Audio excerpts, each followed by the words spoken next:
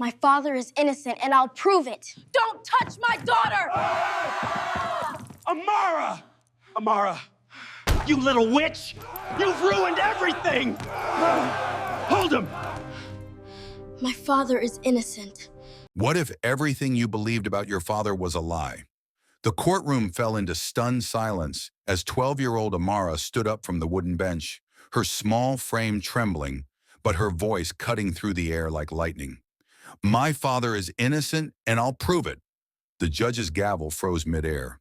Lawyers turned. Even the guards by the door stopped moving. But what happened next would shake everyone to their core.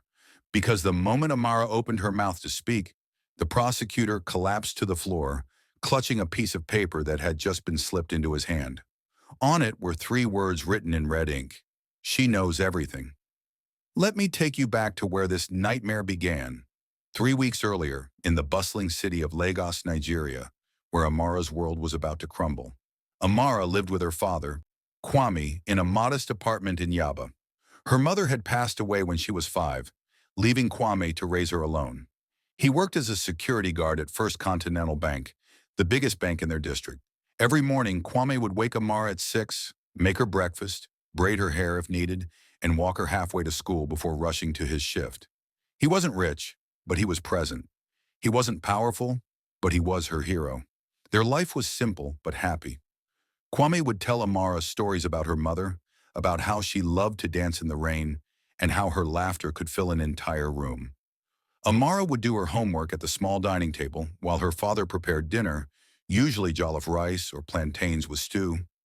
On Sundays, they'd go to church together, and afterward, Kwame would buy her sugar cane from the woman who sold it near the bus stop.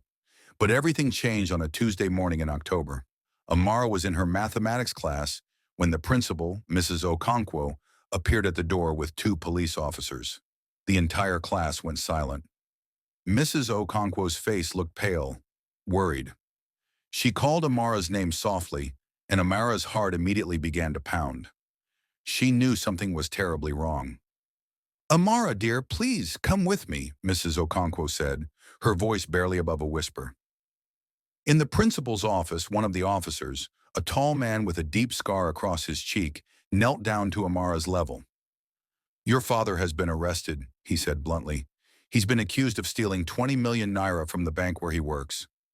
The words didn't make sense.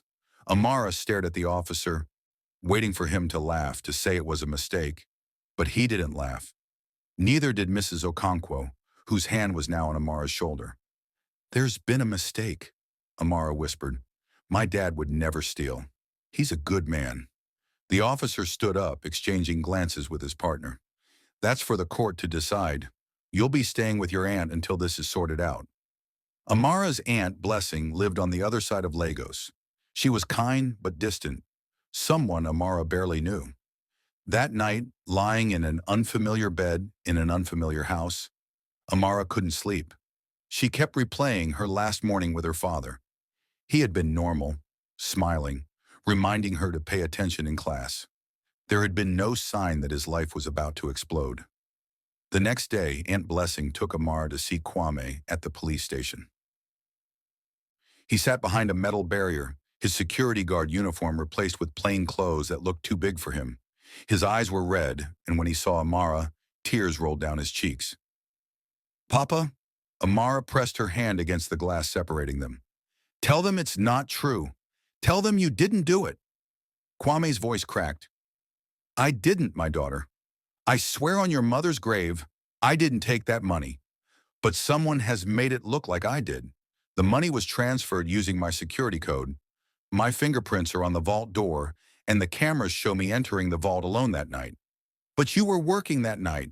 You were doing your job. Yes, but now they're saying I stole the money and hid it somewhere. Amara, listen to me carefully. Kwame leaned closer, his eyes intense. No matter what anyone says, no matter what evidence they show, I am innocent. Do you believe me? I believe you, Papa. I'll always believe you. The trial happened faster than Amara expected. Within 2 weeks, they were in court. The prosecution had a strong case. They presented security footage showing Kwame entering the vault at 11:47 p.m. They showed bank records proving that 20 million naira had been transferred to an offshore account using Kwame's security credentials. They brought in his supervisor, Mr. Adiemi, who testified that Kwame had been acting strange in the weeks before the theft, asking unusual questions about the security system. Kwame's lawyer, a young public defender named Chidi, seemed overwhelmed. He tried to argue that someone could have framed Kwame, but he had no proof, no alternative suspect. The evidence was damning. Then came the final day of trial. The prosecutor was making his closing argument, painting Kwame as a desperate man who had betrayed the trust of his employers. Amara sat in the gallery, her small hands gripping the edge of the bench so hard her knuckles turned white. That's when she stood up. "My father is innocent, and I'll prove it." The judge, a stern woman named Justice Nwosu, stared at Amara with a mixture of surprise and concern. "Young lady, please sit down. This is not—" But before Justice Nwosu could finish, the prosecutor suddenly gasped and collapsed. A court officer rushed to him, pulling a crumpled piece of paper from his clenched fist. The officer's face went pale as he read it. He looked at Amara, then at the judge, then back at the paper. Justice Nwosu demanded to see it. When she read those three words, "Borti," "she knows everything," written in blood-red ink, her expression changed entirely. The entire courtroom erupted. Guards moved toward Amara. Aunt Blessing screamed her name, and Kwame, still in handcuffs, shouted, "Don't touch my daughter!" What did Amara know? Who had sent that note? And why did the prosecutor look absolutely terrified before he hit the ground? Don't forget to like, subscribe, and turn on notifications for more gripping stories like this. What do you think Amara discovered? Comment below and let us know. Share this with someone who loves a good mystery.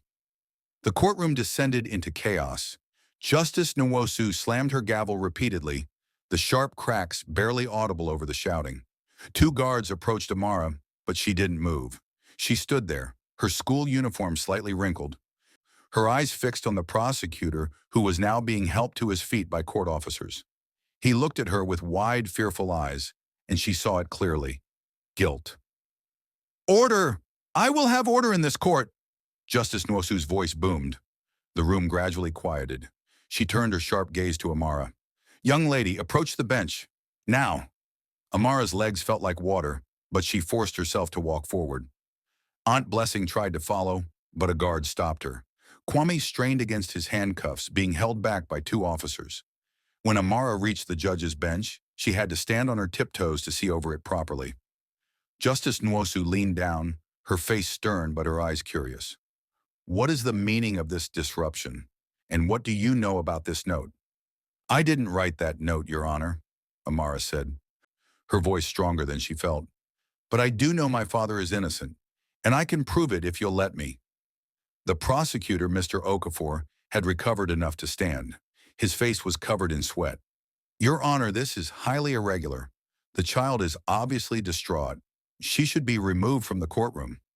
"I'm not distraught," Amara shot back, surprising herself with her boldness. "I'm telling the truth. My father didn't steal that money, and I know who did." The courtroom exploded again. Justice Nwosu slammed her gavel so hard Amara thought it might break. "Everyone be silent." She looked at Amara for a long moment, then at Kwame's lawyer. "Mr. Chidi, is this your doing?" Chidi stood up quickly, looking as confused as everyone else. "No, Your Honor, I had no knowledge of this." Justice Nwosu seemed to weigh her options. Finally, she said, "I'm going to allow the child to speak, but," she raised a warning finger, "if this is a waste of this court's time, there will be consequences. Bailiff, swear her in." 5 minutes later, Amara found herself sitting in the witness chair, her feet dangling above the floor. The Bible felt heavy in her small hands as she swore to tell the truth. Kwame was crying openly now, shaking his head, mouthing, "You don't have to do this." But Amara had made up her mind. Chidi approached her carefully. "Amara, can you tell the court what you know?" Amara took a deep breath. "My father came home every night at exactly midnight. He worked the evening shift, from 4 p.m. to midnight. On the night the money was stolen, October 15th, I was supposed to be asleep, but I wasn't. I was worried because we had a mathematics test the next day, and I'm not good at fractions." Some people in the courtroom chuckled softly. Amara continued, I heard my father come home at midnight, just like always. He made himself tea in the kitchen. I could hear the kettle whistling. Then he came to check on me, like he always does. He kissed my forehead and whispered, "Sleep well, my treasure." That's what he always calls me. Then he went to his room. But the prosecution has video evidence showing your father entering the vault at 11:47 p.m., Chidi said gently. How do you explain that? That's what I've been trying to figure out, Amara said, because I know my father was home with me, so I started asking questions. I went back to our apartment building when Aunt Blessing wasn't watching and talked to our neighbors. Aunt Blessing gasped from the gallery. Justice Nwosu raised an eyebrow but said nothing. Our neighbor, Mr. Taiwo, he drives a taxi at night. He told me he saw my father's motorcycle parked outside our building at 11:30 that night because he almost hit it when he was leaving for work. He remembered because he was annoyed. My father's motorcycle is bright yellow. You can't miss it. Mr. Okafor stood up. Your Honor, this is hearsay from a child. It's not admissible. I'll decide what's admissible in my courtroom, Mr. Okafor, Justice Nwosu said coldly. Continue, child. Then I talked to Mama Ngozi, the woman who sells suya on our street corner. She's there every night until 1 a.m. She said she saw my father park his motorcycle and go into our building at 11:35. She remembered because he bought suya from her, and she made a joke about him spoiling his dinner. Amara reached into her pocket and pulled out a crumpled receipt. This is the receipt. Mama Ngozi kept all her receipts. It's dated October 15th, time-stamped 11:37 p.m. The courtroom buzzed with whispers. Chidi took the receipt and showed it to the judge, then to the prosecutor. Mr. Okafor's face had gone pale again. If my father was buying suya at 11:37 p.m., Amara continued, he couldn't have been at the bank entering the vault at 11:47 p.m. It takes 30 minutes to get from our apartment to the bank. I've timed it. Justice Nwosu leaned forward. This is interesting testimony, but it doesn't explain the security footage, the fingerprints, or the access codes. I know, Amara said. That's because someone who looks like my father went to the bank that night. Someone who had copied his fingerprints and stolen his access codes. Someone who knew exactly what they were doing. And who would that be? Justice Nwosu asked. Amara turned to look directly at Mr. Adeyemi, Kwame's supervisor, who sat in the witness section. Him, Mr. Adeyemi. He's the one who stole the money. Mr. Adeyemi jumped to his feet. That's ridiculous. Your Honor, this child is obviously lying to save her father. Sit down, Mr. Adeyemi, Justice Nwosu ordered. But Amara wasn't finished. Mr. Adeyemi has a son named Femi. Femi is 17, and he's in secondary school. I found this out because I went to the bank and asked questions. The security guards there know me because I used to visit my father sometimes. They told me that Femi looks exactly like my father did when he was younger. Same height, same build, same way of walking. People at the bank used to joke about it. Chidi's eyes widened. He was beginning to understand. Mr. Adeyemi knew that people thought his son looked like my father, Amara continued. So he came up with a plan. He got my father's fingerprints somehow, maybe from a glass or a door handle at work. He found out my father's access codes by watching him, or maybe by checking the computer system since he's the supervisor. Then he had his son dress like my father and go to the bank on a night when my father was supposed to be working alone. But the cameras would have shown the difference, Mr. Okafor protested weakly. Not if you're not looking for one, Amara said. The cameras at the bank are old. The video quality is poor, especially at night. If someone expected to see my father, they would see my father. But it wasn't him. It was Femi Adeyemi. Mr. Adeyemi was sweating now, his hands gripping the railing in front of him. This is insane. You have no proof. I have this, Amara said. She pulled out her phone, an old model that Kwame had given her for emergencies. I took pictures of Femi Adeyemi. I found him at his school. When I showed his picture to people at the bank, 3 different security guards said they thought it was a picture of my father when he was younger. The resemblance is that strong. She handed her phone to Chidi, who passed it to the judge. Justice Nwosu studied the photos carefully, then looked at Kwame in his defendant's chair, then back at the photos. Her expression was unreadable. There's more, Amara said quietly. 2 days ago, I followed Femi after school. He went to an internet cafe in Ikeja. He was nervous, looking around a lot. I watched him through the window. He was accessing something on one of the computers, typing fast. When he left, I went inside and talked to the cafe owner. I told him I was looking for my brother and showed him Femi's picture. He said Femi comes there twice a week and always uses the same computer in the corner. He pays extra for privacy. How does this prove anything? Mr. Okafor demanded, but his voice had lost its confidence. Because I paid the cafe owner to let me use that same computer after Femi left, Amara said. Femi had forgotten to fully log out of his email account. I saw messages between him and his father. Messages about the money, about the plan, about framing my father. The courtroom erupted. Justice Nwosu didn't even try to quiet it at first. Mr. Adeyemi lunged toward Amara, screaming, "You little witch! You've ruined everything!" Guards tackled him before he could reach her. Mr. Okafor sat down heavily, his head in his hands. Kwame was sobbing, reaching toward his daughter even though he couldn't touch her. "My brave girl," he kept saying. "My brave, brave girl." Justice Nwosu finally restored order. "Bailiff, arrest Mr. Adeyemi. Mr. Okafor, I assume you'll want to review this new evidence before we proceed further. This trial is in recess for 1 week. And someone get this child and her father some water. They've both been through enough." As the guards led Mr. Adeyemi away, still screaming his innocence, Amara climbed down from the witness chair. Her legs were shaking so badly she almost fell, but Aunt Blessing caught her. Kwame was being uncuffed by a sympathetic officer who patted his shoulder. But just as Amara reached her father, just as he wrapped his arms around her for the first time in weeks, a voice called out from the back of the courtroom. "The child is lying." Everyone turned. Standing in the doorway was a woman Amara had never seen before, dressed in an expensive suit carrying a briefcase. She walked down the aisle with complete confidence, her heels clicking on the marble floor. "My name is Chidinma Ease," the woman said. "I'm a private investigator hired by First Continental Bank, and I have evidence that proves Amara's story is impossible. Evidence that will show Kwame is guilty after all, and evidence that this child has committed perjury to save her father." The blood drained from Amara's face. Kwame held her tighter, and Justice Nwosu, looking more confused and angry than ever, said, "Explain yourself, Miss Ease, now." The woman smiled, and it wasn't a kind smile. "With pleasure, Your Honor. May I approach?" What evidence did this mysterious investigator have? Had Amara made a terrible mistake? And why was Aunt Blessing suddenly crying, whispering, "No, no, no," under her breath? Chidinma Ease moved through the courtroom like she owned it.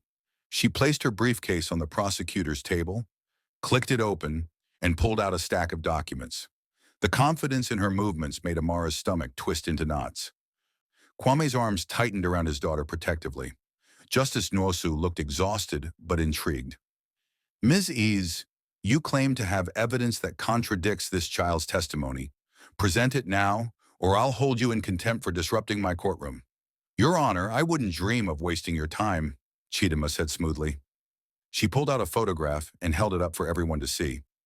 "This is Femi Adeyemi, the young man Amara claims impersonated her father. This photo was taken on October 15th at 9 p.m., the night of the theft." Amara squinted at the photograph. It showed Femi sitting in what looked like a hospital waiting room. Femi Adeyemi was at Lagos University Teaching Hospital that entire night, Chidinma continued. His mother had been rushed to the emergency room with severe chest pains.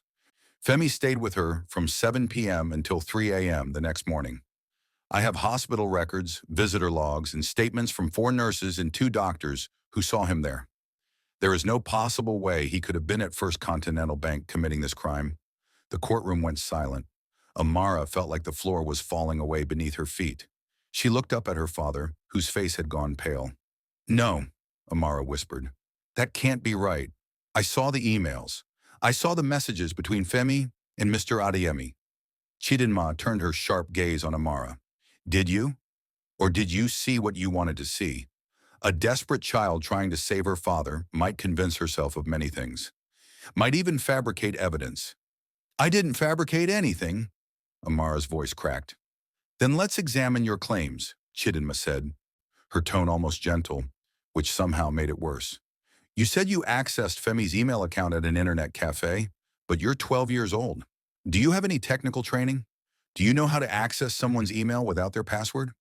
He forgot to log out, Amara said, but her voice sounded small now. Did he? Or did you perhaps guess his password? Try common combinations?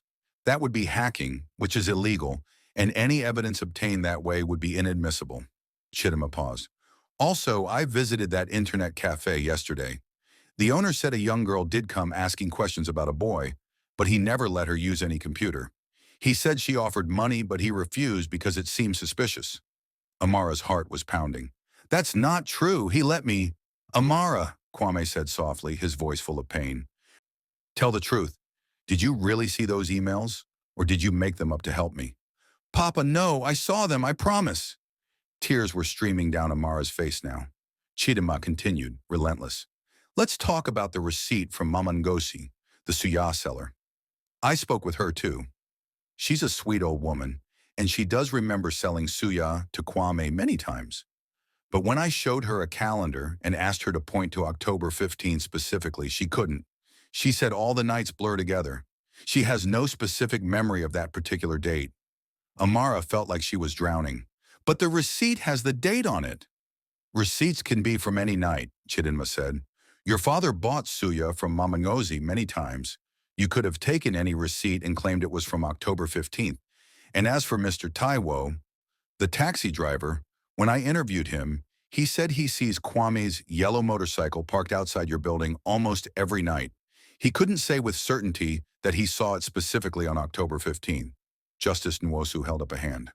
Miss Ease, are you suggesting this child fabricated her entire testimony? I'm suggesting she's a desperate daughter who loves her father and would do anything to save him, Chidinma said, including lying under oath, including accusing an innocent man, Mr. Adeyemi, of a crime he didn't commit. Mr. Adeyemi, who had been restrained by guards, spoke up. I told you, the child is lying. My son was at the hospital with his mother. Check the records. Chidi, Kwame's lawyer, finally found his voice. Your Honor, even if Femi has an alibi, that doesn't prove Kwame is guilty. Someone else could have impersonated him? Really? Chidima pulled out another document. Because I also have this. It's a bank statement showing that exactly 20 million naira was deposited into an account in the Cayman Islands.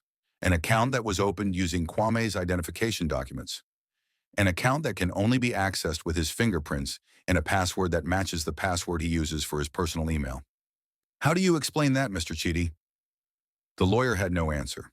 Amara was shaking now, her mind racing. Everything she had discovered, everything she had believed, was falling apart. Furthermore, Chidima continued, I have testimony from 3 of Kwame's co-workers who said he had been acting strangely for months before the theft, making comments about how hard it was to live on a security guard's salary. Complaining about not being able to give his daughter the life she deserved. One co-worker said Kwame once joked about how easy it would be to rob the bank if someone really wanted to. I was joking, Kwame shouted. We all made jokes like that. It didn't mean anything. Perhaps, Chidima said. Or perhaps you were testing the waters, seeing how people would react, planning. Amara couldn't take it anymore. You're wrong. All of you are wrong. My father is a good man. He would never steal. Never. Justice Nwosu looked at Amara with something like pity. Young lady, I understand you love your father, but love doesn't change facts, and the facts, as presented by Miss Ease, seem to contradict your testimony. But the email, Amara insisted desperately, the emails between Femi and Mr. Adeyemi about the plan. Show them to me, Chidinma said calmly. Show me these emails right now. Amara fumbled with her phone, her hands shaking so badly she could barely hold it. She opened the browser, went to the email site, tried to log into the account she had accessed before, but the password had been changed. She tried again and again, but she couldn't get in. I can't. He changed the password, Amara whispered, or there were never any emails to begin with, Chidinma said softly. Your Honor, Mr. Okafor said, standing up with renewed confidence, I move to have Amara's testimony stricken from the record. She's clearly an unreliable witness, and I recommend investigating whether she should face charges for perjury and for falsely accusing Mr. Adeyemi. No, Kwame shouted. She's just a child. She was trying to help me. Don't punish her for that. Justice Nwosu raised her hand for silence. Mr. Okafor, I'll consider your motion, but right now, I want to hear from Miss Ease. You said you were hired by the bank. Why did they hire a private investigator if the case against Kwame seemed so solid? Chidinma hesitated for just a fraction of a second, but Amara caught it. There was something there. Something the woman didn't want to say. The bank wanted to be thorough, Chidinma finally said.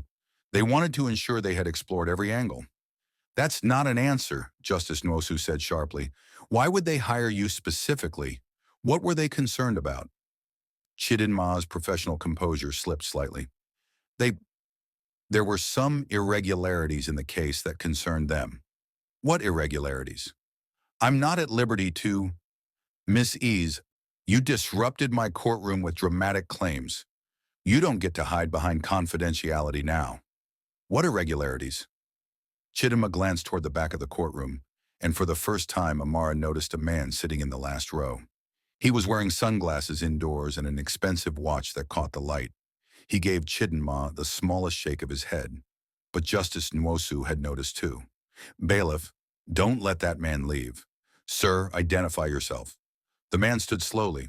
My name is Emeka Okonkwo. I'm the regional director for First Continental Bank. Something in Aunt Blessing's sharp intake of breath made Amara turn. Her aunt's face had gone completely white, and she was staring at Emeka Okonkwo like she'd seen a ghost. Aunt Blessing? Amara whispered. Do you know him? Blessing's lips trembled.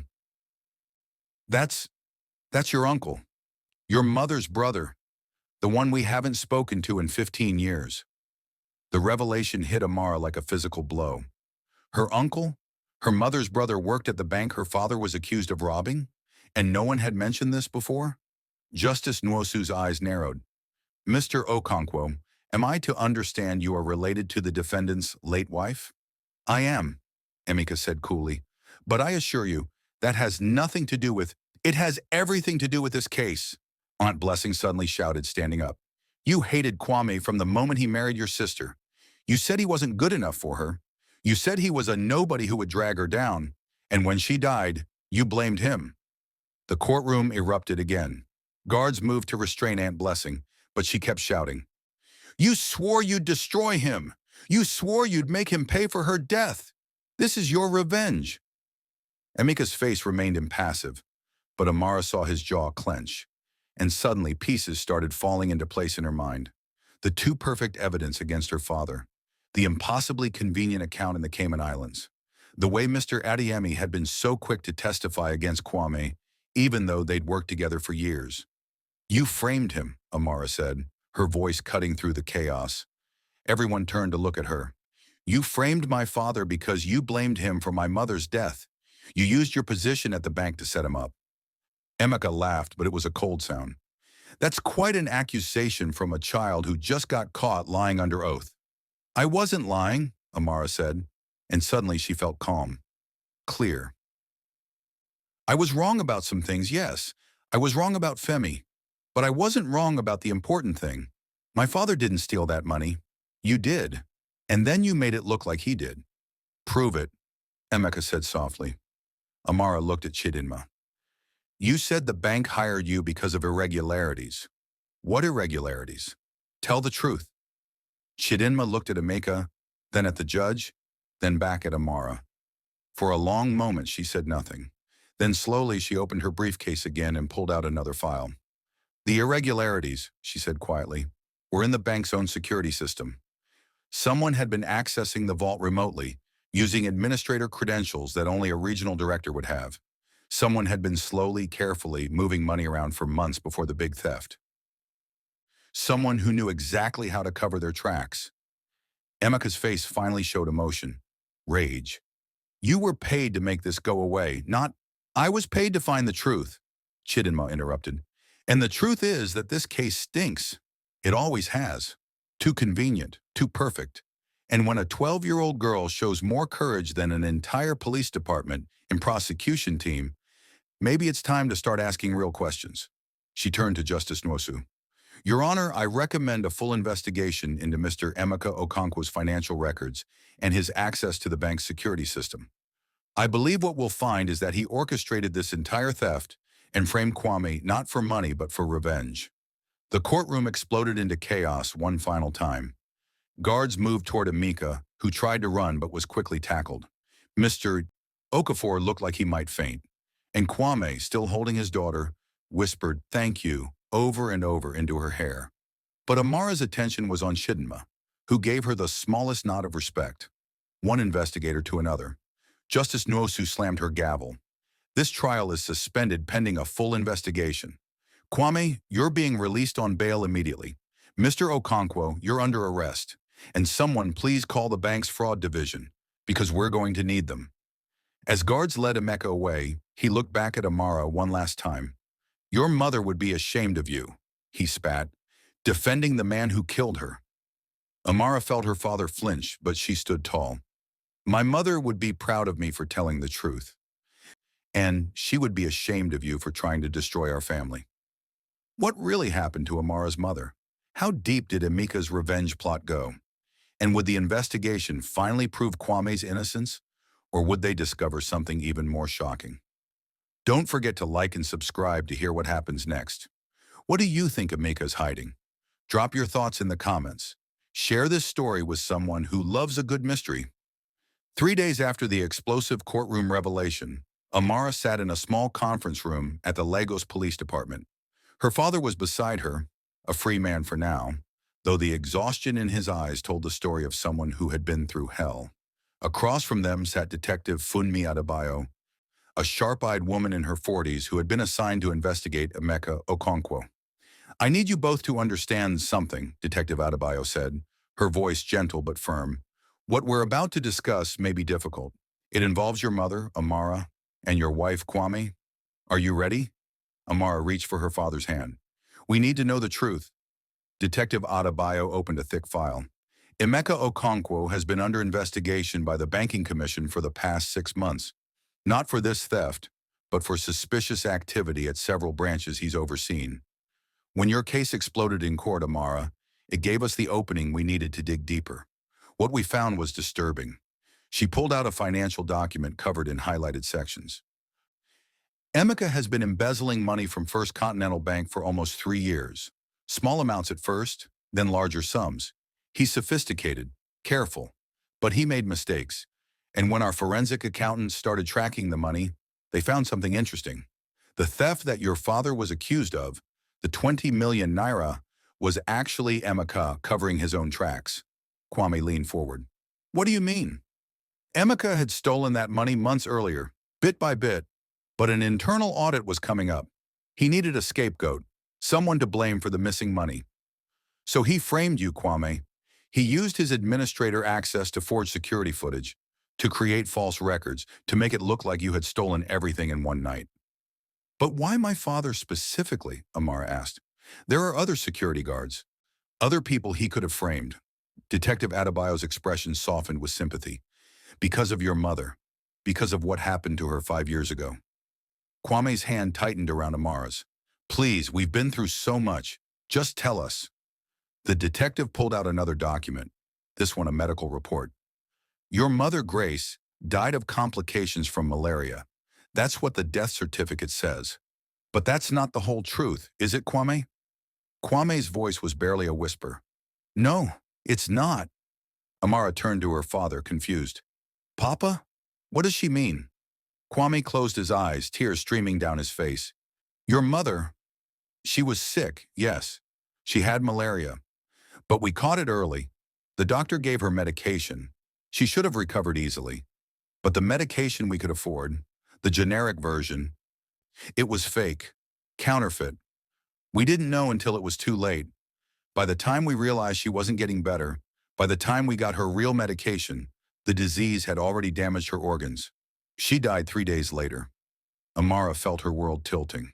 "Fake medicine? But how?"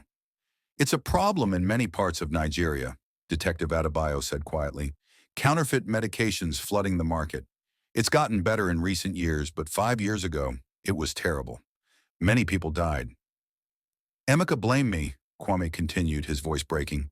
"He said if I had been a better provider, if I had made more money, We could have afforded the real medication from a proper pharmacy.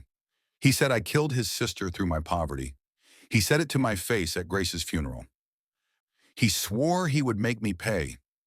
And he waited 5 years to do it, Detective Adebayo said. He worked his way up in the bank. He positioned himself perfectly. And when he needed a scapegoat, he chose you. 2 birds with 1 stone, cover his embezzlement and destroy the man he blamed for his sister's death. Amara felt anger burning in her chest. That's not fair. My father didn't kill my mother. Those fake medicine people did. And my father did the best he could. I know, sweetheart, the detective said, but grief and anger don't always follow logic. Emeka needed someone to blame, and your father was convenient. Kwame wiped his eyes. There's something I never told you, Amara. Something I was ashamed of. When your mother was dying, when we realized the medication wasn't working, I went to Emeka. I begged him for money to buy the real medicine. I offered to pay him back for the rest of my life. He's a wealthy man. He could have helped us easily. What did he say? Amara asked, though she already knew the answer would hurt. He said no. He said I had made my bed by being a failure, and now I had to lie in it. He said if I truly loved Grace, I would have already been able to afford proper health care. He closed the door in my face. Your mother died 2 days later. The room was silent except for Kwame's quiet sobbing. Amara stood up and wrapped her arms around her father. It's not your fault, Papa. None of it was your fault. Detective Adebayo gave them a moment before continuing. There's more you should know. When we arrested Emeka, we searched his home and office. We found something disturbing. He's been watching you, Amara. For years. Watching me. Amara's blood ran cold. The detective pulled out photographs from the file. Pictures of Amara walking to school, playing in the park, sitting in the window of her apartment doing homework, all taken from a distance with a telephoto lens. There were dozens of them. We believe Emeka was obsessed with you, Detective Adebayo said. Not in a harmful way, physically, but emotionally. You look exactly like your mother did at your age. We found a journal in his apartment, pages and pages about Grace, about how much he missed her, about how watching you was like having a piece of her back, but also about how much he hated Kwame for taking her away from him. Kwame looked sick. He's been stalking my daughter? The photographs are creepy, yes, but not technically illegal since they were taken in public places. However, they show his state of mind, his obsession, and they actually helped your case, Kwame. How? Because one of the photographs was taken on October 15th, the night of the theft, at 11:42 p.m. to be exact. It shows Amara in your apartment window, reading a book, and in the background, slightly out of focus, is you, Kwame, making tea in the kitchen. The timestamp on the photograph proves you were home when the theft was supposedly happening. Amara couldn't believe it. The stalker photos prove Papa's innocence? Yes. Emeka was so obsessed with watching you that he accidentally created evidence proving your father couldn't have committed the crime he was framed for. The photograph is time-stamped and geotagged. It's irrefutable proof. A knock on the door interrupted them. A young officer stuck his head in. Detective Chidinma Ize is here. She says she has more information. Send her in. Chidinma entered, looking tired but determined. She nodded to Amara and Kwame before addressing the detective. I've finished analyzing the bank's security system. The footage of Kwame entering the vault on October 15th was fabricated. Deepfake technology, quite sophisticated. Emeka used footage of Kwame from other nights and digitally altered it to create a video showing him entering the vault at 11:47 p.m. on the night in question. Can you prove it? Detective Adebayo asked. Yes. The forensic analysis shows pixel manipulation, inconsistent lighting, and audio that doesn't match the video. It would hold up in court. Also, I traced the offshore account supposedly opened in Kwame's name. The IP address used to create it came from Emeka's home computer. He wasn't even careful about hiding it because he never thought anyone would look that closely. Because he thought the case was open and shut, Kwame said bitterly. He thought everyone would just accept that the poor security guard had finally gotten greedy. Chidinma sat down, looking directly at Amara. I owe you an apology. When I came into that courtroom, I was convinced you were a child making things up to save her father. The evidence Emeka had prepared was very convincing. But you were right. You trusted your instincts. You knew your father was innocent, and you didn't give up even when everyone, including me, tried to make you doubt yourself. Why did you change your mind? Amara asked. In the courtroom, I mean. You were tearing apart everything I said, and then suddenly you helped me. Chidinma smiled sadly. Because you reminded me of my daughter. She's about your age, and I realized that if someone had framed me for a crime, she would have fought just as hard as you did. She would have believed in me the way you believe in your father. And I asked myself, what kind of investigator am I if I'm more interested in closing a case than finding the truth? So I looked at the evidence again, really looked at it, and I saw what you had seen all along. It was too perfect, too convenient. Real crimes are messy. This was neat, planned, a frame job. Detective Adebayo pulled out another document. There's one more thing. We interviewed Mr. Adeyemi extensively. Under pressure, he admitted that Emeka had approached him months ago. Emeka told him that Kwame was under investigation for theft and that he needed Adeyemi to keep an eye on him. He paid Adeyemi 10,000 naira a month to report on Kwame's activities.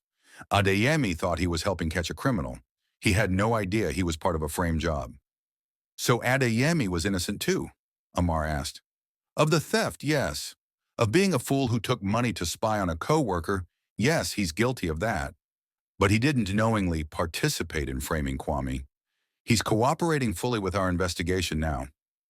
Kwame shook his head in disbelief. All of this, the theft, the frame job, the trial, all because Emeka couldn't let go of his grief and anger. Grief makes people do terrible things sometimes, Detective Adebayo said, but it doesn't excuse them. Emeka will be charged with embezzlement, fraud, evidence tampering, and criminal conspiracy. He's looking at 15 to 20 years in prison. Good, Amara said firmly. The detective smiled. You're quite something, young lady. You did what trained investigators missed. You trusted your heart and you didn't give up. That takes courage. I just knew my father couldn't have done it, Amara said simply. He's the best man I know. Kwame pulled his daughter close, kissing the top of her head. And you're the best daughter anyone could ask for. Chidinma stood up to leave, but paused at the door. Amara, if you ever decide you want to be an investigator when you grow up, call me. The world needs more people who can't be fooled by a pretty lie and who won't give up on the truth. As Chidinma left, Detective Adebayo began packing up her files. Kwame, all charges against you will be formally dropped tomorrow. The prosecutor is preparing a public apology. The bank will also be offering you compensation for wrongful termination and the nightmare they put you through. I just want my life back, Kwame said quietly. I want to go back to work, take care of my daughter, live simply. You'll get that, I promise. The detective stood. I'll be in touch about the trial for Emeka.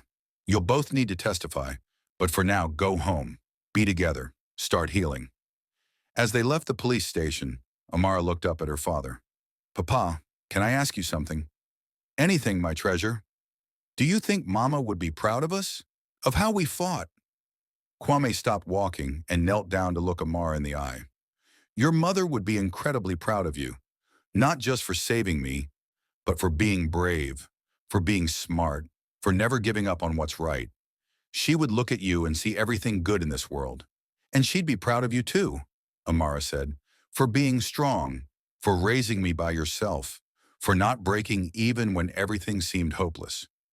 They held each other there on the street as the Lagos afternoon sun beat down on them, two people who had survived a nightmare and come out stronger on the other side.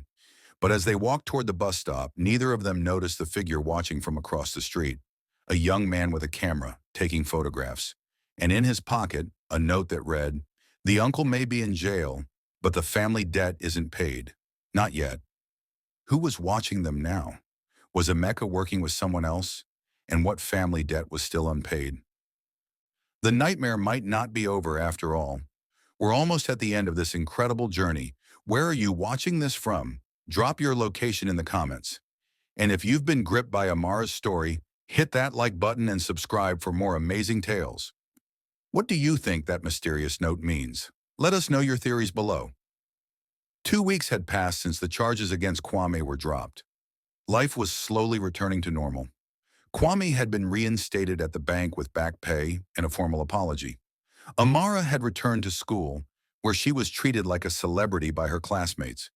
Teachers would smile at her in the hallways.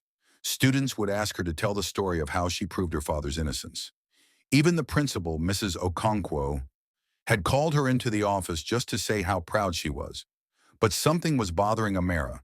She couldn't shake the feeling that they were being watched. Several times over the past 2 weeks, she had noticed a young man with a camera near their apartment building, once at the market, once near her school, always at a distance, always just out of clear view. She hadn't told her father yet. He was finally sleeping through the night again, finally smiling. She didn't want to worry him with what might just be her imagination running wild after everything they'd been through. It was a Saturday afternoon when everything came to a head. Amara was at the small park near their apartment, sitting on a swing and doing her homework. Her father was at home preparing lunch. The park was mostly empty, except for a few children playing football in the distance. That's when she saw him, the young man with the camera. He was sitting on a bench about 30 meters away, and this time, he wasn't hiding. He was looking directly at her. Amara's heart began to race. She thought about running home, but something made her stop. She was tired of being afraid, tired of mysteries and secrets. If someone was following her family, she wanted to know why. She stood up, closed her textbook, and walked straight toward the young man. As she got closer, she could see he was probably in his early 20s, thin, with nervous eyes. He started to stand up when he realized she was approaching, but Amara spoke first. "Why are you following me?" The young man froze. I'm not. Yes, you are. I've seen you. Outside my apartment, at the market, near my school. You have a camera and you're always watching. So I'm asking you, why?" The young man looked around nervously, as if checking to see if anyone else was nearby. Then he sat back down heavily on the bench, his shoulders sagging. "You're very observant, just like your mother was." Amara's blood went cold. "You knew my mother?" "No, but I know someone who did. Someone who loved her very much. Someone who wants to make things right." He reached into his pocket and Amara took a step back, ready to run. But he only pulled out an envelope. "Please, just read this. That's all I ask." "Who are you?" "My name is Cheeky. I was Emeka Okonkwo's assistant at the bank. When the police arrested him, I lost my job. They thought I might have been involved in the embezzlement, but I wasn't. I had no idea what he was doing."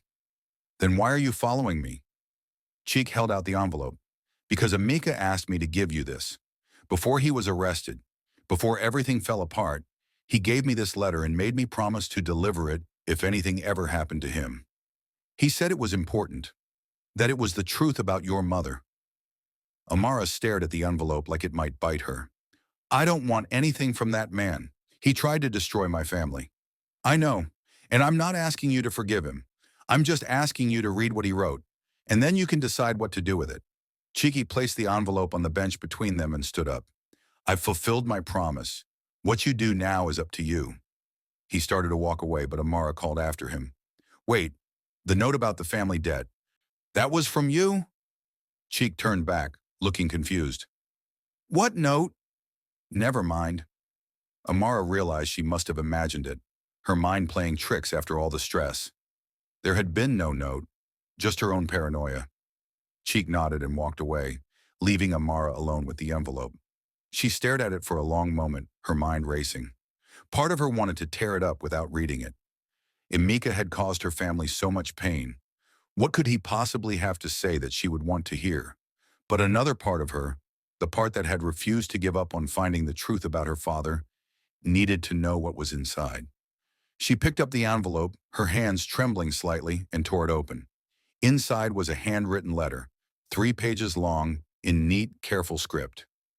"Dear Amara, if you are reading this, then my plans have failed, and the truth has come out. You have proven yourself to be as brave and smart as your mother was. Grace would be so proud of you. I know you hate me. You have every right to. What I did to your father was unforgivable. I framed an innocent man for my own crimes and nearly destroyed your family. No apology can fix that. I don't expect your forgiveness, but there are things you deserve to know. Things about your mother's death that no one has told you. Things that even your father doesn't know. Your mother didn't die just because of fake medication. She died because of me. 5 years ago, I was working in pharmaceutical imports for the bank. Part of my job was approving shipments of medicine coming into Nigeria. I was approached by a businessman who offered me a substantial bribe to approve a shipment without the usual inspections. I knew something was wrong. I suspected the medications might be counterfeit, but the money was too good and I told myself it wasn't my responsibility to police every shipment. I approved it. Those fake medications flooded the market. Hundreds of people became sick. Dozens died, including your mother. When Grace got sick, when I heard she was taking medication for malaria, I prayed it wasn't from that shipment. But when she died, I checked. It was. The fake medication that killed my sister was medication I had approved for import. I had killed her as surely as if I had poisoned her myself. I couldn't live with that guilt. I couldn't tell anyone. So I did what cowards do. I found someone else to blame. Your father was convenient. He was poor. He was powerless, and he was there. If he had been richer, I told myself, Grace wouldn't have been shopping at the cheap pharmacy where she bought the fake medication. It was twisted logic, but grief and guilt twist everything. I spent 5 years hating your father for my own sins. And when I needed a scapegoat for my embezzlement, I chose him. I told myself I was giving him what he deserved, but really I was just running from my own guilt. Amara, your father is a good man. He loved your mother with everything he had. He has raised you alone with dignity and grace. He did nothing wrong. Everything that happened to your family is my fault. I'm telling you this because you deserve to know the truth. All of it. Not the comfortable version where I'm just a grieving brother who went too far. The real version where I'm a corrupt banker who killed his own sister through greed and cowardice. I've enclosed documents with this letter, proof of the bribe I took, proof of the shipment I approved, names of the people involved in the counterfeit medication ring. Some of them are still operating, still hurting people. I was too much of a coward to report them while I was free, but perhaps you can do what I couldn't. Your mother used to tell me that the truth was the most important thing in the world, that lies, even comfortable ones, eventually poison everything they touch. She was right. My lies poisoned my soul and nearly destroyed your family. You fought for the truth, Amara. You didn't give up even when everyone told you to. You're stronger at 12 than I ever was. Use that strength to stop the people who are still selling fake medications. Save the families that my cowardice put in danger. I don't expect forgiveness. I don't deserve it. But I hope that someday you and your father can have peace. You've both earned it. Tell your father I'm sorry. Tell him Grace loved him until her last breath. Tell him he was always good enough, always worthy. And tell him that the man who blamed him was really just a coward running from his own reflection in the mirror. Be brave, Amara. Be better than I was. And never let anyone tell you that the truth isn't worth fighting for. Your uncle, Emeka Amara, sat on that bench and cried. She cried for her mother. She cried for her father. She cried for all the families who had lost people to fake medications. And she cried a little bit for Emeka, a broken man who had let guilt turn him into a monster. When she finally stopped crying, she gathered the documents that had fallen from the envelope. Bank records, shipping manifests, names and addresses of people involved in the counterfeit medication ring, evidence that could save lives. She walked home slowly, the documents clutched in her hands. When she entered the apartment, her father was setting the table for lunch. Amara, perfect timing. I made your favorite, jollof rice with... He stopped when he saw her face. What's wrong? What happened? Amara held out the documents. Papa, we need to call Detective Adebayo. I have something she needs to see. 3 months later, Amara stood in front of her school during a special assembly. Detective Adebayo was beside her, along with the Minister of Health. The information in Emeka's documents had led to the arrest of 12 people involved in importing counterfeit medications into Nigeria. The ring had been operating for 8 years, and their fake drugs had killed hundreds of people. Amara's courage didn't just save her father, the Minister of Health was saying. It exposed a criminal network that was putting countless lives at risk. Because of her, families all over Nigeria will be safer. The entire school applauded. Amara felt her face growing hot with embarrassment, but she also felt proud. Her mother had believed in the truth. Now Amara had honored that belief. After the assembly, her father was waiting outside with Aunt Blessing. Kwame had been promoted to head of security at the bank, with a salary that finally allowed them to move to a better apartment. Aunt Blessing had moved in with them, and together they had created something that felt like a real family. "Your mother would be so proud," Kwame said, pulling Amara into a hug. "She would be proud of both of us," Amara said, "for not giving up, for fighting for the truth." As they walked home together, Amara thought about everything that had happened. The trial, the investigation, Emeka's confession, the criminals who had been arrested. It had been the hardest few months of her life, but also the most important. She had learned that the truth was worth fighting for, even when it seemed impossible. She had learned that one person, even a 12-year-old girl, could make a difference. And she had learned that her father was exactly the hero she had always believed him to be. That night, as Kwame tucked Amara into bed like he did every night, she asked him a question. "Papa, do you think you can forgive Uncle Emeka someday?" Kwame was quiet for a long moment. "I don't know. What he did was terrible, but I also know that your mother would want me to find peace, not carry anger forever. Maybe forgiveness will come with time, or maybe the best I can do is let go of the hate and move forward. Either way, I won't let what he did define the rest of our lives." "That sounds wise," Amara said. "I learned it from you," Kwame smiled. "You never let the accusations against me define who I was.